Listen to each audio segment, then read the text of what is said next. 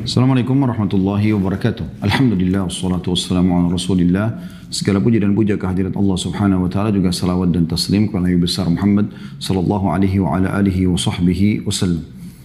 Ketemu lagi teman-teman sekalian dalam bahasan kumpulan doa sesuai dengan Al-Qur'an dan Sunnah, dan kita masih di potongan akhir dari atau potongan dari doa di tahiyat terakhir, yaitu Allahumma inni a'udzubika min adzabi jahannam. Ya Allah, selamatkanlah kami dari siksa neraka jahannam.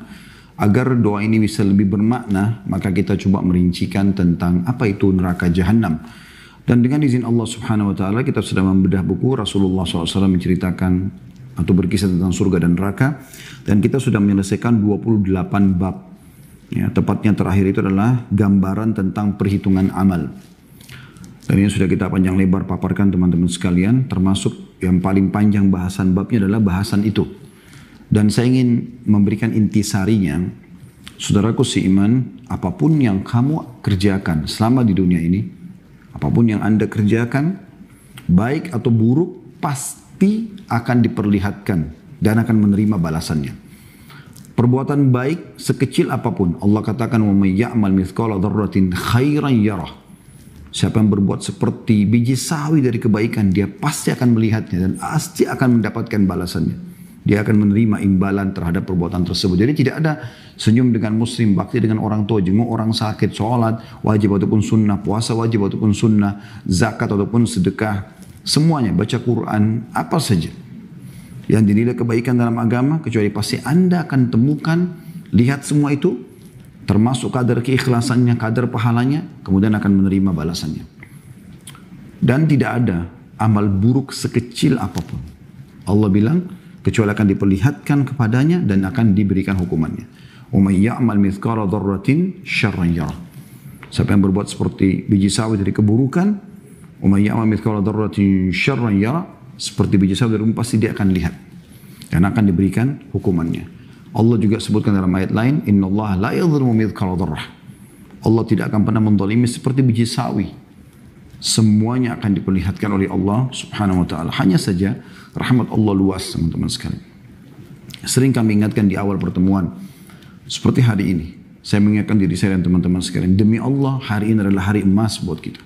Kenapa saya katakan hari emas? Karena adalah hari di mana Allah masih memberikan kita umur. Berapapun umur Anda, hari ini adalah hari emas Anda. Apakah Anda masih anak-anak, apakah Anda masih remaja yang mengikuti acara kita ini, apakah Anda sudah berumah tangga, apakah Anda sudah tua, ya. Siapapun Anda dan berapapun umur Anda, ini tetap hari emas. Hari di mana Allah Subhanahu wa taala memberikan kesempatan kita untuk menambah catatan amal soleh kita, dan tinggal mempertahankan amal-amal soleh yang lalu yang pernah kita kerjakan. Kalau perlu kita tinggal tingkatkan kualitas dan kuantitasnya, dan kesempatan emas untuk membersihkan semua kesalahan kita yang lalu dari sisi hukumannya. Kalau diperlihatkan, akan diperlihatkan nanti hari kiamat, walaupun orang sudah taubat, tetapi tidak ada lagi hukumannya. Maka ini kesempatan Anda detik-detik ini taubat kepada Allah Subhanahu wa taala. Taubat artinya kembali beristighfar, memohon maaf kepada Allah Subhanahu wa taala dengan tulus dari hati supaya Allah bersihkan semua. Dan dengan bersih dosa tersebut berarti fasilitas yang tertahan karena Anda berbuat dosa selama ini akan diangkat, akan diberikan dan akan diangkat penghalangnya, serta di akhirat nanti akan masuk ke dalam surga. Maka jangan sia-siakan teman-teman sekalian. Itu intisari dari bahasan kita yang lalu. Sekarang kita masuk ke bab 29, rupa-rupa azab hari kiamat. Tentu kita coba akan selesaikan teman-teman buku ini. Kemungkinan pertemuan sekarang akan selesai insya Allah bahasannya sampai 32 bab karena tidak panjang lagi. Kalau tidak, maka mungkin satu pertemuan lagi insya Allah. Yang intinya bab 29 tentang rupa-rupa azab di hari kiamat. Kalau bab 30-nya rupa-rupa azab di nerakanya. Ya. Ini hari kiamat sebelum masuk ke neraka. Dan di bab 29, bab 30-nya di dalam nerakanya sendiri. Supaya kita punya gambaran, ini adalah sebagian contoh. Tentu banyak sekali jenis siksaan di mahsyar nanti sebelum seseorang itu masuk ke neraka. Kalau memang dia adalah ahli neraka, wa na'udzubillah. Saya akan bacakan dari pertama yang diangkat oleh penulis, hadis nomor 91. Hadis nomor 91, Abu Hurairah radhiyallahu anhu meriwayatkan, Rasulullah SAW bersabda, Man atahu Allahu malan falam yuaddi zakatah, مثل له ماله شجاعا أقرع له زبيبتان يطوقه يوم القيامة يأخذ بلهزمتيه dalam kurung yakni بشدقيه يقول أنا مالك أنا كنزك ثم تلا الآية لا يحسبن الذين يبخلون بما آتاهم الله من فضله وخيرا لهم سيطوقون ما بخلوا به يوم القيامة ولله ميراث السماوات والأرض والله بما تعملون خبير. Surah Al-Imran ayat 180. Surah Al-Imran ayat 180. Hadis ini riwayat Bukhari jadi 8 halaman 230. Terjemahannya, kata baginda Nabi SAW, ini jenis rupa siksaan yang pertama yang digambarkan oleh penulis di mahsyar nanti, sebelum masuk neraka ini. Barang siapa yang dikaruniai oleh Allah harta. Ya teman-teman di Jepnas, perhatikan, Anda adalah orang-orang yang Allah titipkan harta, karena Anda adalah jaringan pengusaha nasional. Pasti Anda ada harta, gitu kan? Ingat kata Nabi SAW, barang siapa yang dikaruniai oleh Allah harta, tetapi tidak menunaikan zakatnya. Ini menjelang Ramadan, jadikan Ramadan ini adalah momentum ya, penutupan buku Anda dalam setahun, atau masa haul dalam bahasa fikih kita, untuk menghitung zakat Anda. Ya. Hitung semua zakat. 1 tahun ini, Ramadan nanti, Anda mulai hitung ya, kira-kira mana yang Anda investasikan dan mana yang Anda tabung. Nilainya kalau mencapai 85 gram emas, keluarkan 2,5%. Zakat adalah pensucian harta. Sehingga kalau ada harta-harta yang syubhat selama 1 tahun tercampur dengan harta Anda, akan dibersihkan dengan zakat tersebut insya Allah. Namun barang siapa tidak menunaikan zakatnya, teman-teman sekalian, maka harta tersebut pada hari kiamat di mahsyar, sebelum neraka ini, akan diserupakan dalam wujud ular bertanduk berbisa dua yang akan dikalungkan di lehernya pada hari kiamat. Kemudian ia mengangangkan mulutnya seraya mengatakan, jadi nanti harta itu berubah jadi ular besar yang melilit dari kakinya ke seluruh tubuhnya sampai dia nggak bisa bergerak, lalu kepalanya di atas kepala orang tersebut mengangangkan mulutnya. Dan ular itu bisa berbicara. Dia mengatakan, aku hartamu, aku adalah simpananmu.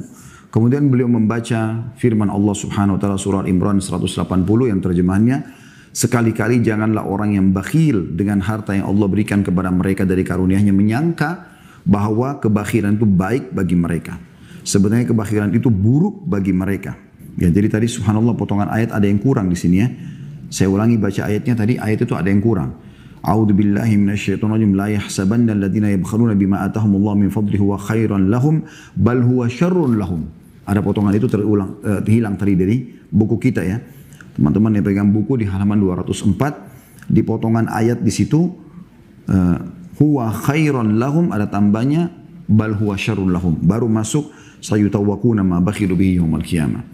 Artinya sekali-kali janganlah orang-orang yang bakhil dengan harta yang Allah berikan kepada mereka dari karunia menyangka bahwa kebakhilan itu baik bagi mereka.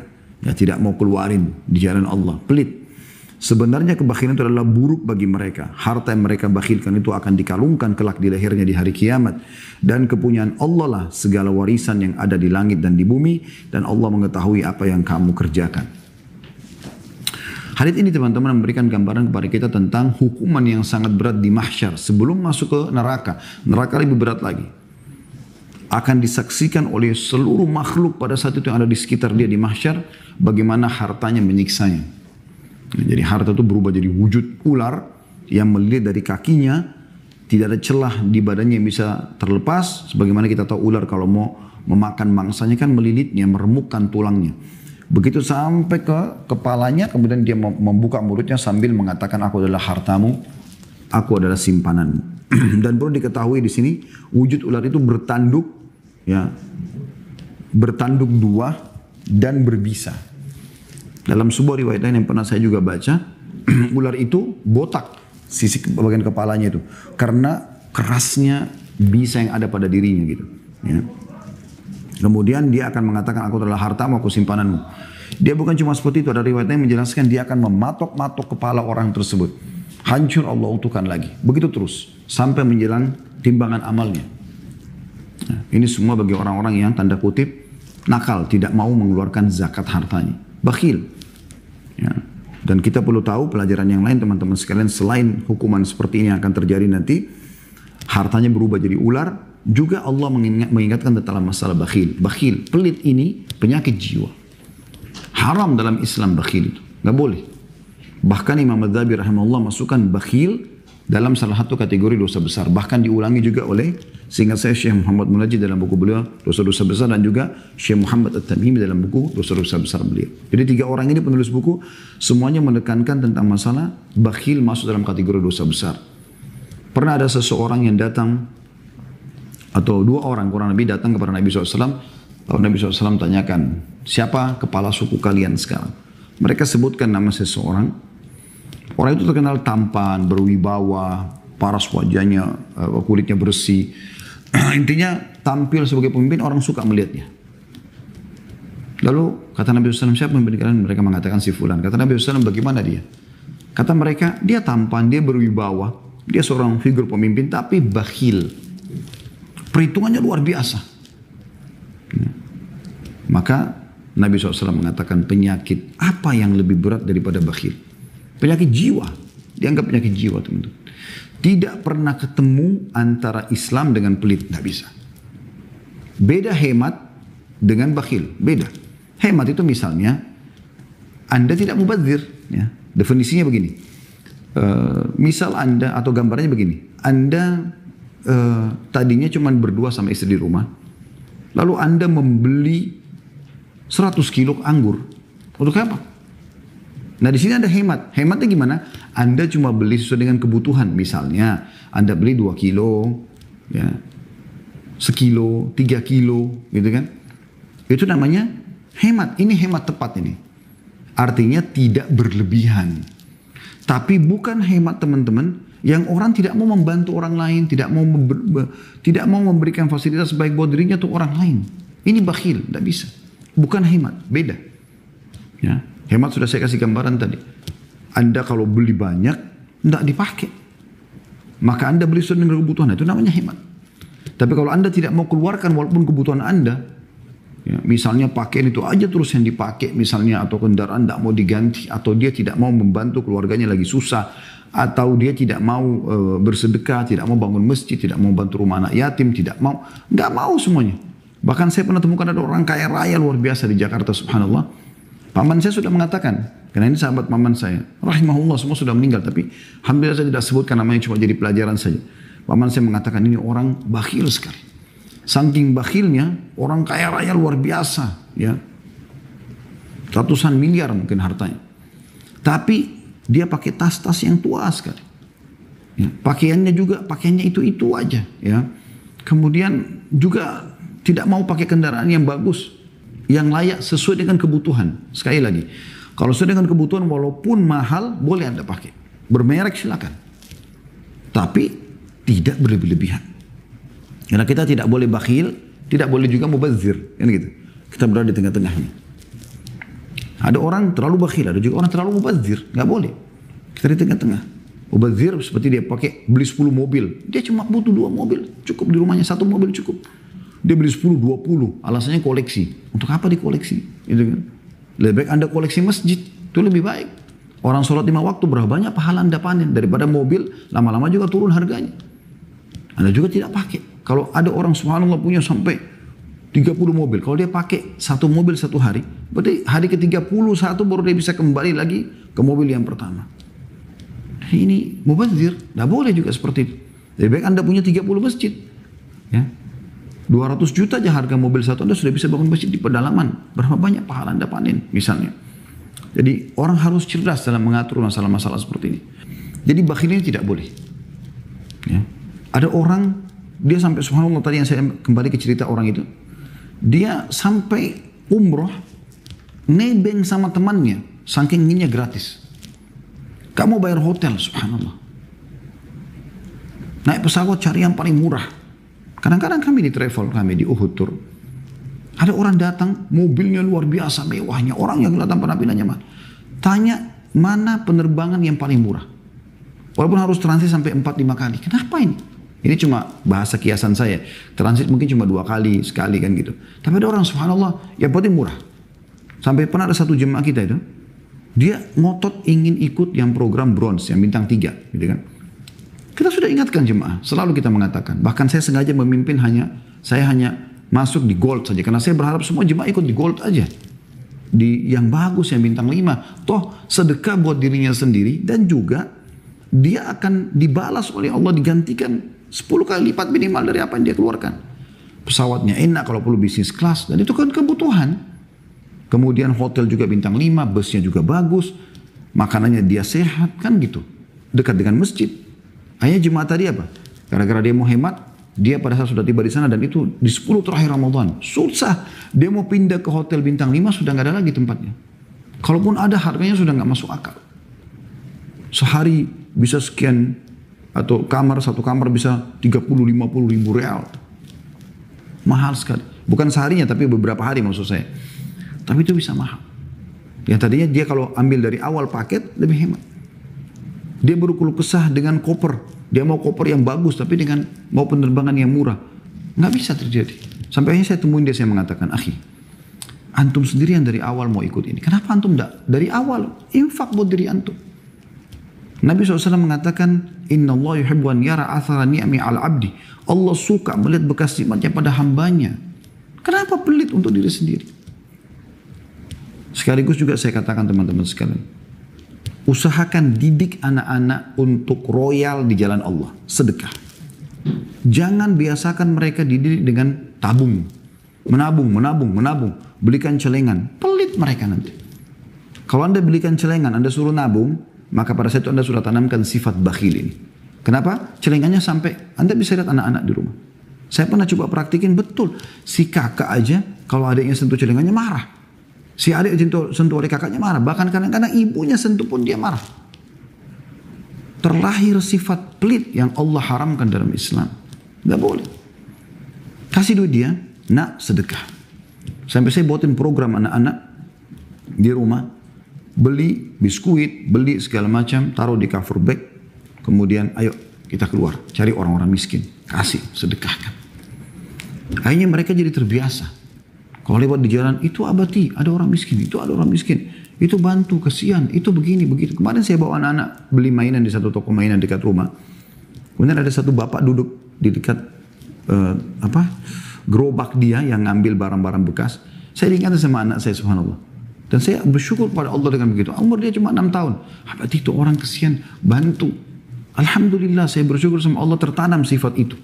Dia mau bersedekah, itu yang penting kita tanamkan teman-teman sekalian. Jadi jangan sampai Anda mengharamkan diri Anda dari hal-hal yang seperti ini. Padahal boleh, asal sesuai kebutuhan. Menggunakan yang berkualitas, boleh walaupun mahal. Tapi sesuai dengan kebutuhan. Ya. Anda kalau masuk ke supermarket, saya pernah berikan contoh. Kalau Anda temukan ada anggur harga 200 ribu. Kualitas A, grade A. Ada kualitas B misalnya, grade B-nya harga 150 ribu, yang grade C-nya 100 ribu. Anda beli yang 200 ribu. Kalau Anda punya kemampuan, boleh. Karena Nabi SAW mengatakan, Inna Allah yuhibbu an yara athara ni'ami al abdi. Allah suka melihat bekas nikmatnya pada hambanya. Nabi SAW pernah lihat ada sahabatnya begitu. Penampilannya kusut, kelihatan kayak orang susah. Nabi SAW tanya, kau punya harta enggak? Dia bilang, ada ya Rasulullah. Apa hartamu? Saya punya unta, saya punya kuda, saya punya kambing. Kata Nabi SAW, subhanallah, maha suci Allah. Mana kau dari bekas nikmatnya Allah? Kalau kita perlihatkan pakai baju yang bagus, berpenampilan yang rapi, Allah suka lihat itu. Tapi jangan mubazir, jangan berlebihan juga. Ya, hati-hati jangan terkurung di istilah hemat, ternyata Anda bakhil. Nggak boleh teman-teman sekalian. Ya, terutama di jalan Allah Subhanahu Wa Taala. Ada orang luar biasa perhitungannya keluar di jalan Allah Subhanahu Wa Taala. Susah nyumbang masjid itu luar biasa, dicari uang mana nih yang paling kecil untuk dikasih ke celengan masjid, untuk sumbangkan anak yatim, untuk sebarkan Al-Quran, untuk ini dan itu. Kenapa perhitungan ini? Allah Subhanahu Wa Taala akan mengganti. Kata Allah Subhanahu Wa Taala, "Ma anfaqtum min syai'in fa huwa yukhlifu." Apapun yang kalian infakkan pasti Allah akan ganti. Apa yang dikhawatirkan? Pemilik langit dan bumi menjanjikan itu semua. Maka Allah memastikan orang-orang yang bakhil ini sampai pada tingkat mereka tidak mau sedekah, tidak mau zakat. Dan Allah jadikan harta simpanannya itu akan siksaan buat dia. Saya pernah ketemu orang luar biasa. Mungkin sudah triliunan uang. Surat tanah sekian banyak di rumahnya. Allah uji tidak punya anak, subhanallah orang ini. Sudah tua sekali. Saya ketemu, janjian, waktu itu mau tanya tanah tentang Islamic Center. Siapa tahu dia mau wakafkan gitu. Nah, dia hanya membahasakan dia akan wakafkan sebagian, sisanya enggak gitu. Tapi subhanallah saya waktu ketemu, dia pakai mobil, menurut saya sangat tidak layak untuk orang seperti ini. Walaupun dia hanya mampir ke kota yang kami ada gitu ya. Harusnya dia gunakan yang terbaik. Yang penting jangan mubazir tadi. Ya, tidak boleh berlebihan. Ini penting. Allah mengingatkan itu. Makanya Allah mengatakan sekali-kali janganlah orang yang bakhil atau kikir dengan harta yang Allah berikan kepada mereka dari karunia-Nya. Menyangka bahwa kebakhilan itu baik bagi mereka. Perhitungan itu baik. Sebenarnya kebakhilan itu buruk bagi mereka. Harta yang mereka bakhilkan itu akan dikalungkan kelak di lehernya di hari kiamat. Dikalungkan menjadi ular tadi. Yang akan mematok-matok kepalanya. Dan kepunyaan Allah lah segala warisan ada di langit dan di bumi. Artinya keluarkan. Karena yang menciptakan kamu, yang menyuruh kamu bersedekah adalah Allah. Dan akan menggantikan dan melimpahkan rezeki itu padamu adalah Allah. Ya. Sebaliknya banyak Masya Allah jemaah kami yang praktikin ini. Setelah menonton ceramah kami tentang dahsyatnya sedekah. Ya. Dan sedekahlah kau akan hidup bahagia dan segala macam. Beberapa kali tema kami bahas ya. Gitu teman-teman sekalian sampai ada yang mengatakan, Ustaz saya ketagihan dengan sedekah. Karena ternyata dengan sedekah betul-betul terbuka. Dan bahkan masalah apapun yang sedang saya hadapin, saya ngobatin dengan sedekah, selesai masalah ini. Saya difitnah, saya disakitin, saya di apa saja. Bisa sembuh dengan itu. Bisa hilang dengan itu. Ya. Itu luar biasa itu. Ada juga jemaah yang datang, Masya Allah kalau sedekah sudah gak pakai perhitungan ratusan juta, langsung datang kepada saya, ini Ustaz, ini Ustaz. Dan memang Masya Allah, sampai dia duduk manis di rumahnya, mendapatkan uang miliaran. Allah mudahkan pintu-pintu rezeki datang kepada mereka. Jadi bakhil membinasakan, justru royal dan royal di jalan Allah dan loyal kepada Allah ini, mendatangkan rezeki yang luar biasa. Ini firman Allah SWT. Makna ayat tadi itu.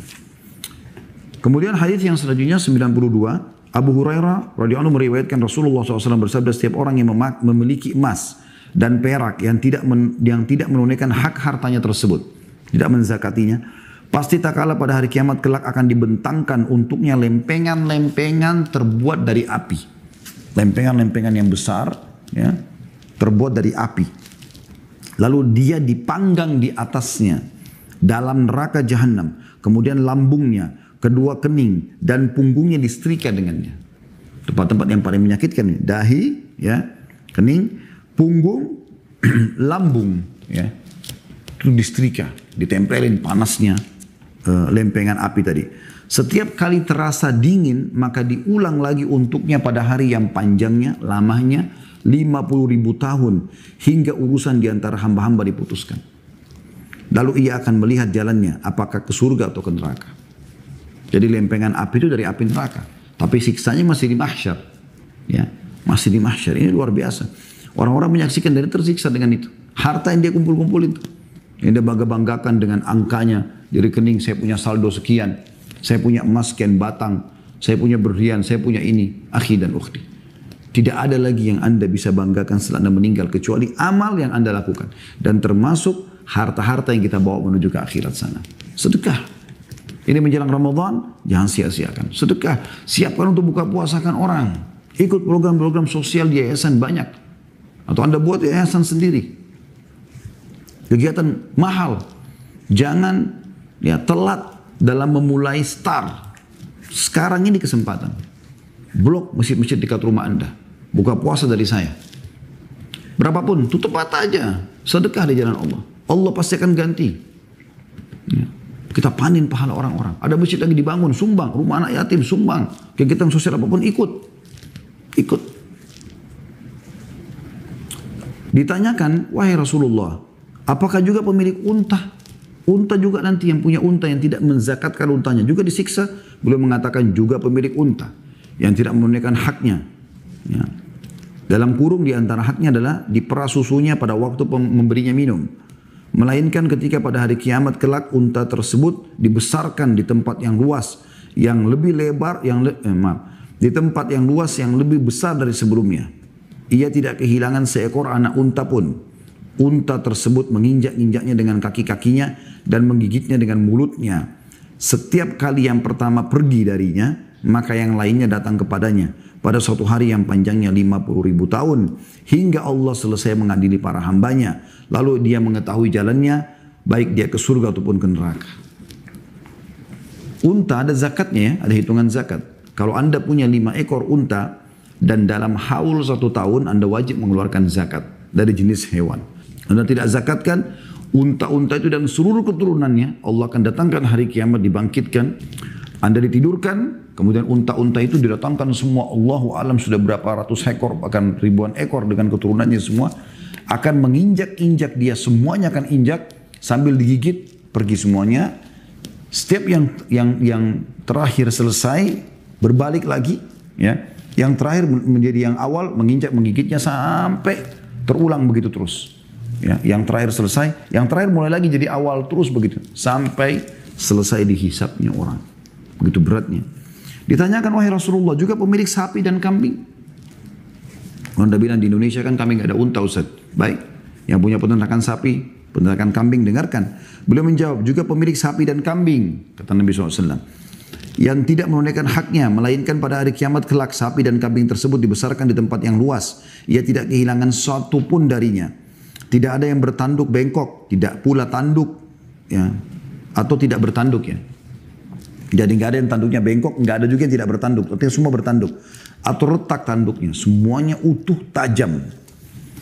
Sapi dan kambing tersebut menanduknya dengan tanduknya dan menginjak-injaknya dengan kakinya. Setiap kali yang pertama pergi, maka yang lainnya datang kepadanya pada hari yang panjangnya 50.000 tahun. Hingga Allah selesai mengadili para hambanya, lalu setiap hamba melihat jalannya baik ke surga ataupun ke neraka. Hadis riwayat Muslim di 17 halaman 67.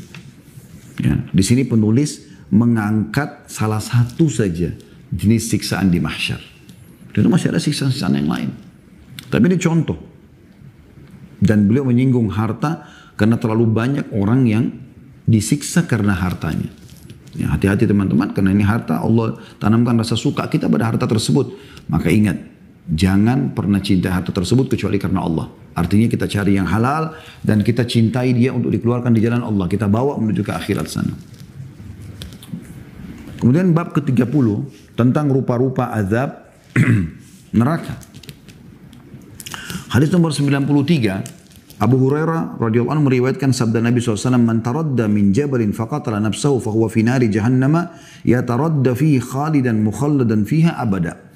Wa man tahassa summan faqatala nafsahu fasummuhu fi yadihi yatahassahu fi nari jahannam khalidan mukhalladan fiha abada. Wa man qatala nafsahu bihadidatin fahadidatuhu fi yadihi yaja'u biha fi batnihi fi nari jahannama khalidan mukhalladan fiha abada."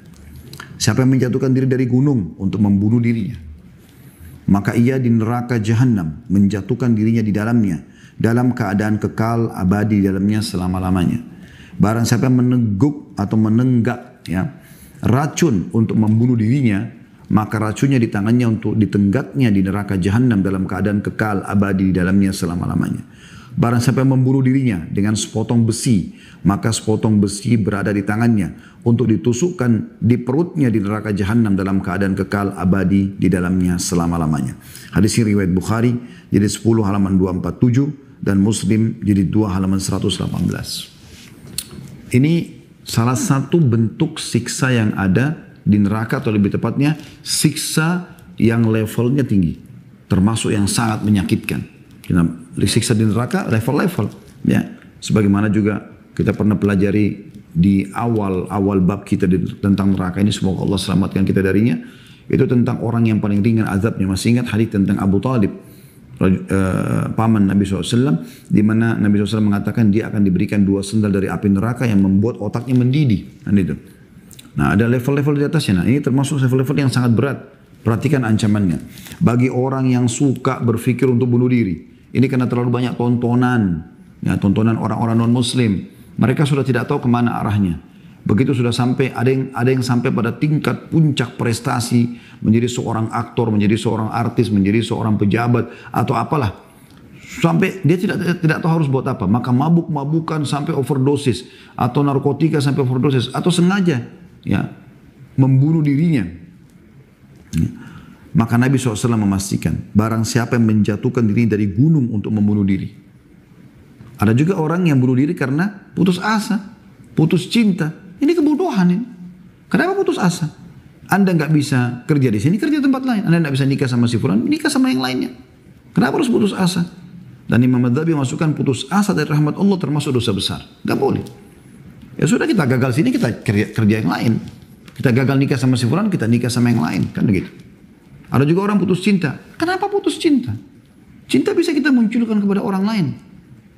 Kalau Anda tidak diterima, ya sudah. Selesai, biarkan dia nikah sama orang lain. Anda nikah sama yang lainnya. Cuma beda casing kok. Bagaimana tinggal Anda mengontrol mindset Anda saja. Kalau Anda kurung diri Anda, di bingkai Anda buat sendiri. Saya kalau tidak minum kopi pagi hari kepala saya pusing. Sebenarnya yang bikin pusing itu dia sendiri. Yang menanamkan di mindsetnya, ya, di otak dia, di alam bawah sadarnya. Kalau memang ya, saya harus minum kopi, kalau enggak saya pusing.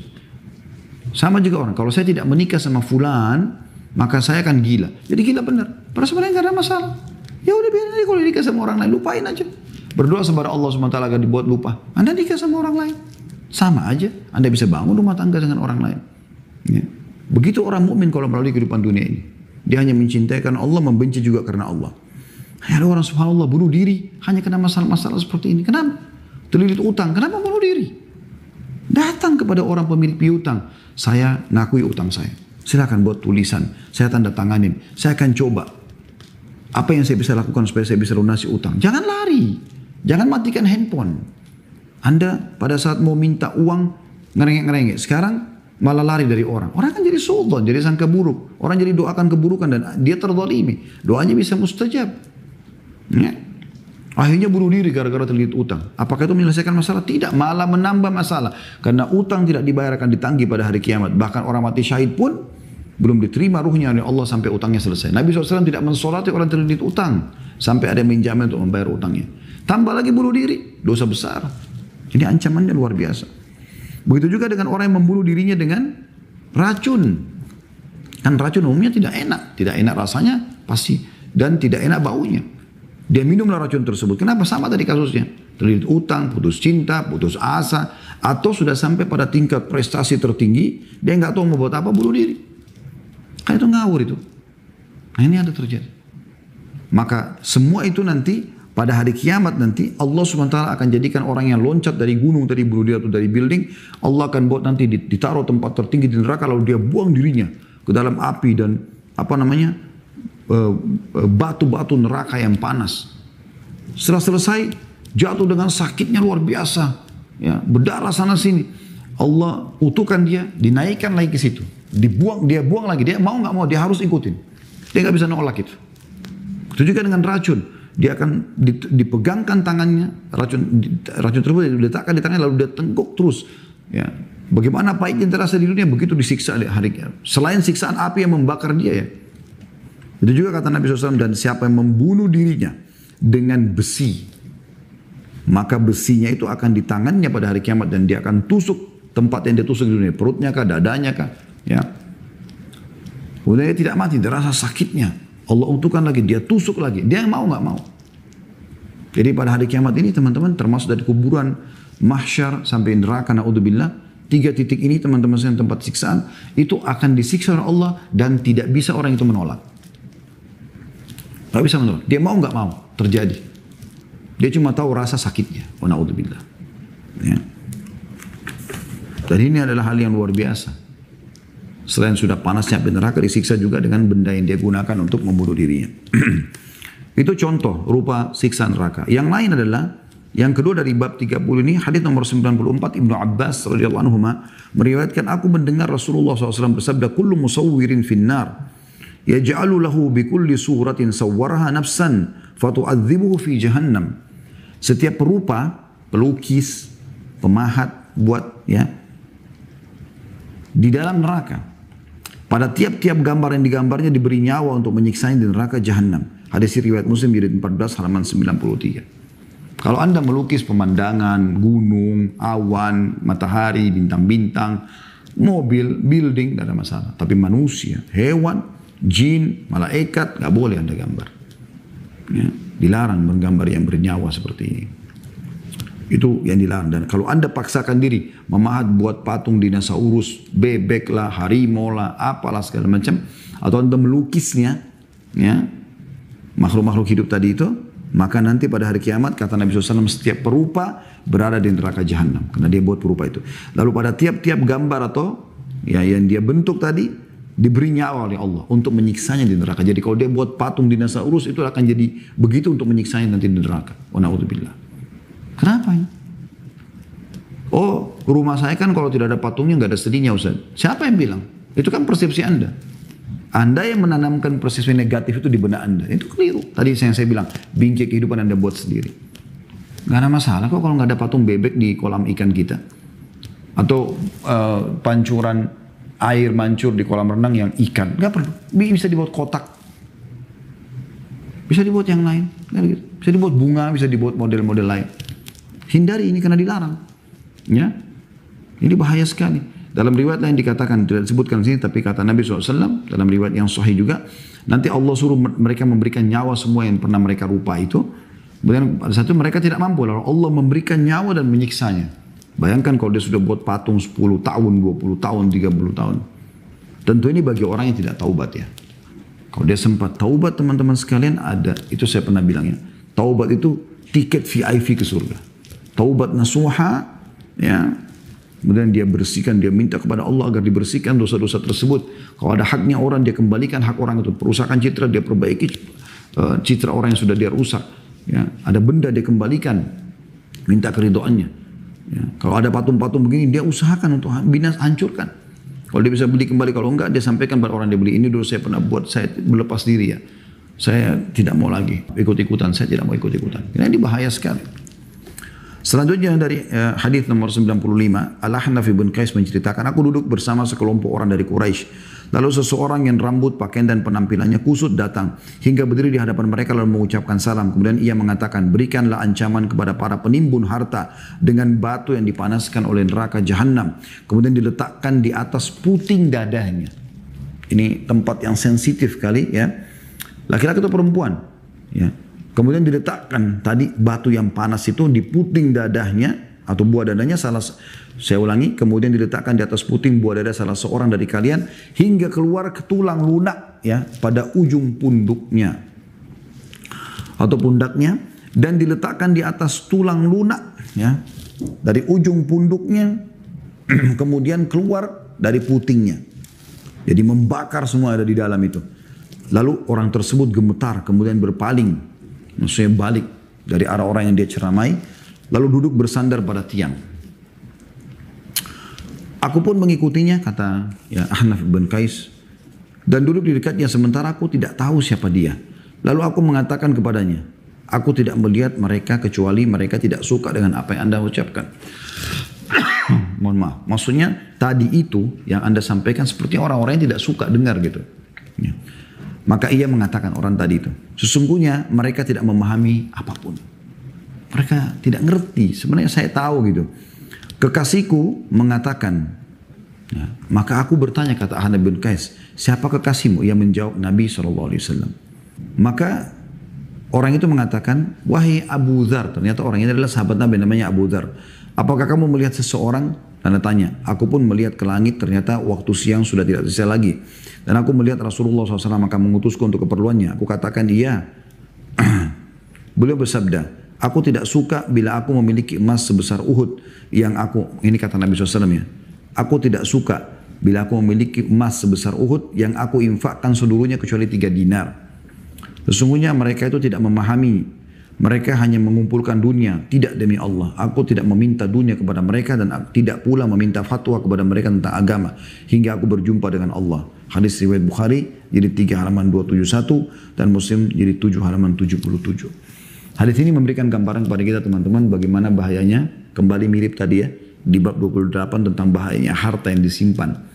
Cuma jenis siksaan ini dalam neraka. Tadi kan siksaan yang ular itu di mahsyar. Di neraka didatangkan batu yang panas, ditaruh di putingnya lalu tembus ke belakang, lalu kemudian diutuhkan lagi lalu ditaruh di belakangnya tembus sampai ke putingnya lagi. Begitu terus kiri kanan ini, ya. Sakitnya luar biasa gitu. Ini tambahan siksaan selain daripada pembakaran api neraka, selain makanan dan minuman yang pernah kita jelaskan di babnya khusus dari nanah dan darah, ya. Naudzubillah dari kotoran ahli neraka dan sekian banyak siksaan. Ya. Maka hati-hati teman-teman sekalian. Nah, kita akan selesaikan ya insya Allah karena memang tinggal 2 lembar saja. Bab 31, perhitungan amal kaum mukminin. Bagaimana amal-amal kaum mukminin dihitung pada hari kiamat nanti. Hadis nomor 96, Abdullah bin Amr radhiyallahu anhu menuturkan Rasulullah SAW bersabda, sesungguhnya Allah mendekati seorang mukmin lalu meletakkan tangannya, ini besar kata ganti Allah, padanya dan menutupinya seraya bertanya, apakah kamu tahu dosa demikian? Apakah kamu tahu dosa demikian? Tanda tanya dua-duanya. Ia menjawab, iya, wahai Rabbku. Hingga membuatnya mengakui dosa-dosanya dan merasa bahwa dirinya telah celaka. Kata Allah, aku telah menutupi dosa-dosamu di dunia dan aku menghapuskannya pada hari ini. Lalu ia diberi buku catatan kebaikan-kebaikannya. Adapun orang-orang kafir dan munafik, maka mereka dipanggil di hadapan para makhluk dalam kurung sebagai saksi. Lalu dikatakan, haula'il ladzina kadzabu ala rabbihim ala la'natullahi 'alal zalimin. Orang-orang inilah yang telah berdusta terhadap Rabb mereka. Ingatlah, kutukan Allah ditimpakan atas orang-orang zalim, surah Hud ayat 18. Dan hadis ini diriwayatkan Bukhari jadi 8 halaman 253. Saya ingin menjelaskan teman-teman sekalian hadis yang dimaksud atau yang dimaksud dalam hadis ini di bab 31 perhitungan amal kaum mukmin, artinya orang mukmin nanti ada yang masuk surga tanpa hisab. Semua kita termasuk insya Allah ini. Karena amal-amal solehnya banyak, dia juga kalau punya dosa dunia sempat bertaubat, maka lolos. Ya, dimulai dari para nabi-nabi tentunya tidak ada dosa mereka, mereka maksum. Kemudian diikuti dengan orang-orang soleh setelahnya yang memang mereka banyak bertobat, mereka banyak beramal soleh. Ada juga orang mukmin yang akan ditimbang amalnya, karena masih ada berimbang antara dosanya sama amal soleh, tapi amal solehnya lebih banyak, ya, lolos juga. Ada juga orang yang teman-teman sekalian berimbang antara dosa sama amal solehnya atau mungkin dosanya lebih banyak, tapi dia selamat dengan syafaat. Kita pernah jelaskan itu ya, pertolongan orang-orang beriman yang lain atau Allah memaafkan dia. Nah, khusus para pelaku dosa besar selama belum keluar dari agama Islam, bukan murtad ya, maka mereka dikatakan dalam pemahaman sunnah tahta masyiatillah, di bawah naungan Allah. Kata Nabi SAW, insya adzaba wa insya ghafaralah. Kalau Allah ingin Allah maafkan, kalau Allah ingin Allah akan kalau Allah ingin Allah maafkan, kalau Allah ingin Allah siksa. Jadi kita tidak bisa memvonis pelaku dosa besar langsung masuk neraka, tidak. Ya. Tapi dia di bawah masyiatillah atau naungan atau keinginan Allah Subhanahu wa taala. Kalau Allah maafkan, kalau Allah siksa, Allah siksa. Seperti itulah itu dimaksud di sini. Nah, di sini salah satu hadis yang luar biasa yang kita baru bahas tadi, bagaimana orang beriman itu selama dia tidak membantah, teman-teman sekalian. Itu penting. Ya, siapa yang membantah pada hari kiamat, maka dia akan celaka. Di sini dikatakan kalau Allah akan datang kepada hambanya lalu menanyakan, ini dosa pernah kau buat, kau akui enggak? Iya. Ini pernah kau lakukan? Iya. Semua dia akui. Karena pengakuan dia itu, dalam hadis ini dikatakan, Allah mengatakan, hari ini aku maafkan semua dosa-dosamu itu. Beda dengan orang yang membantah. Makanya dalam hadis lain dijelaskan ada orang yang membantah. Ya, dengan disampaikan, kau buat begini. Tidak. Sampai kata Nabi SAW, Allah datangkan saksi-saksi dari malaikat, tidak dipercaya. Semua tidak percaya dia. Kata Allah, siapa yang kau percaya? Dia bilang, diri saya sendiri ya Allah. Maka Allah kunci mulutnya, lalu Allah buat matanya menceritakan semua sejarahnya. Apa yang pernah dia lihat? Telinganya akan bicara semua yang pernah didengar. Tangannya berbicara semua yang pernah dijama. Kakinya berbicara semua yang dilangkai. Kemaluannya bicara. Setelah itu Allah buka mulutnya. Lalu dia mengatakan, Allah katakan dalam Al-Quran, lima syahidtum alaina. Kenapa kalian menjadi saksi buat diri sendiri? Kata mulutnya. Maka anggota tubuhnya bicara semua. Antakan Allah alladhi antaka kulla syai'. Allah lah yang telah membuat kami bicara. Allah lah yang telah membuat kami bicara. Yang telah membuat segala hal itu bisa berbicara. Ya. Jadi hadits ini teman-teman adalah perhitungan amal orang mukmin yang tidak membantah. Allah Subhanahu wa taala lebih cenderung untuk memaafkan dia. Tentu teman-teman, ini adalah karunia Allah Subhanahu wa taala, tapi kita berharap kita termasuk orang-orang yang awal-awal masuk surga tanpa hisab. Kalau kita bisa berprestasi, kenapa tidak? Ya. Kemudian juga di hadis ini disebutkan tentang masalah orang-orang kafir, orang munafik yang akan didatangkan hari kiamat dan dipastikan di hadapan orang-orang Allah melaknat mereka. Allah memastikan mereka akan dihukum oleh Allah Subhanahu wa taala. Yang terakhir teman-teman sekalian adalah bab ke-32, perkara yang paling banyak masukkan manusia ke dalam neraka. Tentu banyak dosa yang membuat masuk neraka. Tapi ada dua hal yang paling banyak membawa orang masuk dalam neraka. Dengarkan teman-teman sebagai penutupan bahasan buku ini. Dan insya Allah berarti hari Senin depan kita sudah masuk kembali ke buku kumpulan doa. Ya. Yaitu hadis nomor 97. Abu Hurairah radhiyallahu anhu menuturkan, Su'ilan Nabi sallallahu alaihi wasallam an aktsari ma yudkhilun nasal jannah. Qala taqwallahi wa husnul khuluq. Wa su'ila an aktsari ma yudkhilun nasan nar. Faqala al-famu wal farju. Nabi SAW ditanya tentang perkara terbanyak yang menyebabkan manusia masuk surga. Maka beliau SAW menjawab, takwa kepada Allah dan akhlak yang baik. Patuh kepada Allah, Allah perintahkan wajib sunnah dilaksanakan, yang Allah larang haram dan makruh tinggalkan. Dan akhlak yang baik, santun, ramah, dermawan, jujur dan seterusnya. Dan ini saksi bahasan kita selanjutnya. Beliau juga ditanya tentang perkara terbanyak menyebabkan masuk manusia ke dalam neraka. Jawabannya dua. Mulut dan kemaluan. Hadis ini riwayat Tirmidzi dan dinilai hasan sahih oleh beliau. Ya. Dan ini teman-teman sekalian luar biasa. Kata penulis, perhatikan di halaman terakhirnya, halaman 214, siapa yang ingin selamat dari neraka maka ia harus memelihara lisannya dan kemaluannya dari apa yang diharamkan oleh Allah. Ya. Harus dia jaga. Nah, lisan ini teman-teman sesuatu yang luar biasa. Para Nabi SAW menjelaskan kepada seorang sahabat tentang bagaimana mudahnya untuk mengamalkan Islam. Kemudian sahabat itu mengatakan, ya Rasulullah, apa yang anda paling khawatirkan dari saya? Sehingga saya bisa tergelincir, meninggalkan ketakwaan kepada Allah SWT. Lalu Nabi SAW memegang lidah beliau, menarik sambil mengatakan, hadza, ini loh, lisan itu. Anda bisa mendengarkan ceramah kami di YouTube cukup banyak tentang penjabaran tafsir surah Al-Humazah. Allah SWT tekankan itu, ada masalah lisan. A'udzubillahi minasyaitonir wailun likulli humazatin lumazah.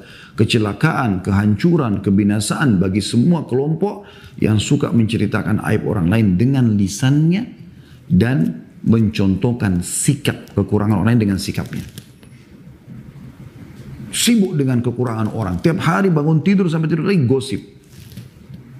Akhi dan ukhti, perhatikan Nabi SAW kalau keluar dari rumah beliau pagi hari, begitu buka pintu ketemu sahabatnya, pertama kalimat Nabi SAW adalah, jangan ada yang menceritakan aib sahabatku padaku, karena aku ingin bertemu dengan mereka dalam kondisi lapang dada. Kalau kita bagaimana? Buka pintu, buka WA, buka telepon pertama, udah tahu belum? Langsung gosip. Subhanallah. Salam aja enggak? Ini berbahaya. Menuju ke akhirat teman-teman bawa dua hal. Amal soleh dan teman yang soleh. Dan jangan bawa dua hal. Ini bahaya.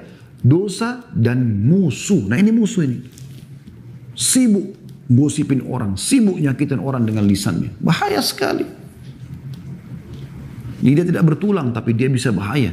Lidah bisa menyatukan antara dua orang yang bertengkar. Atau bisa membuat dua orang bercerai-berai yang tadinya saling mencintai. Bahkan bisa membuat dua negara, dua suku bersatu. Dan bisa membuat malah keduanya berperang.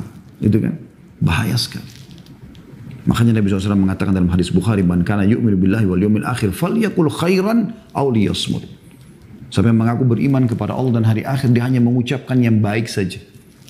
Nasihat, zikir, doa, baca Quran, nah, baik-baik saja. Tanya kabar, ya mubah. Atau dia diam. Ya, bukan urusan anda, jangan masuk. Yang dosa, jangan masuk.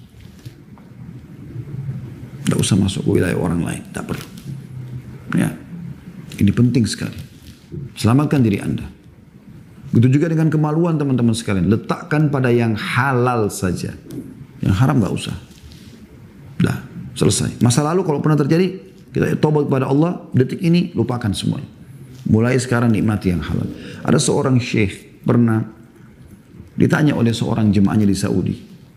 Dia bilang, syekh, saya awal-awal menikah sampai 1 tahun pertama saya suka sekali sama istri saya.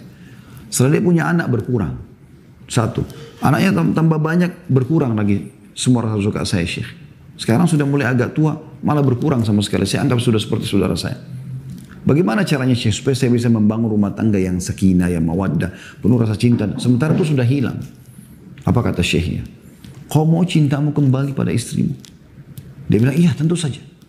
Kata syekhnya, turunkan pandanganmu dari yang haram. Selama matamu jelalatan lihat sana sini, tidak akan kau nikmati nikmat yang ada depan matamu. Tapi kalau kita tidak buat itu, subhanallah, hikmah turunkan pandangan dari yang haram ini luar biasa. Semoga Allah jaga kita insya Allah. Dan maafkan yang lalu-lalu. Itu teman-teman sekalian, kita akan betul-betul menikmati apa di depan mata kita. Kalau kita sekarang lagi nikmati nasi tempe sama sambal, kita tidak pikirkan yang lainnya, kita nggak jelalatan lihat makanan-makanan lain, kita akan nikmatin itu. Tapi selama masih kesana sini susah. Ya, nikmati pasangan yang ada. Nabi SAW pernah berkata kepada para sahabat, kalau seseorang antara kalian syahwatnya bangkit karena melihat selain yang istrinya di luar rumah, kembalilah pada istrinya, karena istrinya memiliki apa yang dimiliki orang tersebut. Artinya sama aja kemaluan. Fokus kepada yang halal, nikmati itu, maka insya Allah akan aman. Selain berpahala juga kenikmatan ada. Tinggalkan yang haram, karena sekarang Anda buka, Anda butuh waktu untuk meninggalkan itu semua. Allahu a'lam. Ini bahasan kita teman-teman sekalian, kurang lebih ada 32 pasal ya tentang neraka. Semoga Allah SWT menjauhkan kita darinya.